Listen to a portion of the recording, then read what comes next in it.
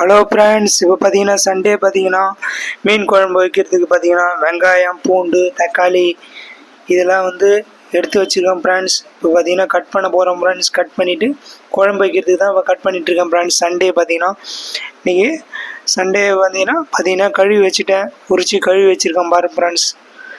மீன் குழம்பு தான் வைக்க போகிறேன் ஃப்ரெண்ட்ஸ்.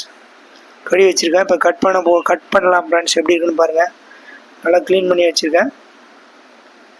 பார்த்தீங்கன்னா கட் பண்ண போகிறோம் ஃப்ரெண்ட்ஸ்.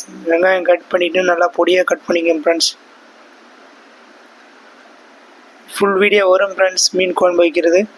பார்த்தீங்கன்னா ஆனியன் நல்லா கட் பண்ணிக்கங்க. நல்லா கொஞ்சம் தேவையான அளவுக்கு கொஞ்சம் பொடியாக நல்லா வதங்குற அளவுக்கு நல்லா கட் பண்ணிக்கோங்க. நமக்கு பிடிச்ச ஸ்டைலில் நம்ம கட் பண்ணிகிட்ருக்கோம். அவ்வளோதான் ஃப்ரெண்ட்ஸ். நல்லா ஆனியன் கட் பண்ணிக்கங்க. பூண்டு உரிச்சு வச்சுக்கோங்க. இப்போ தக்காளியும் கொஞ்சம் கட் பண்ணி வச்சுக்கோங்க. தக்காளி நல்லா கொஞ்சம் கட் பண்ணி வச்சுக்கோங்க.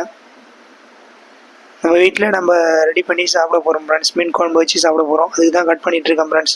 வெங்காயம், தக்காளி, பூண்டு பார்த்திங்கன்னா கட் பண்ணியாச்சு ஃபுல்லாகவே. குழம்பு வைக்கிறதுக்கு கட் பண்ணிட்டேன் ஃப்ரெண்ட்ஸ். சண்டே ஒர்க்கு தாங்க. Okay friends.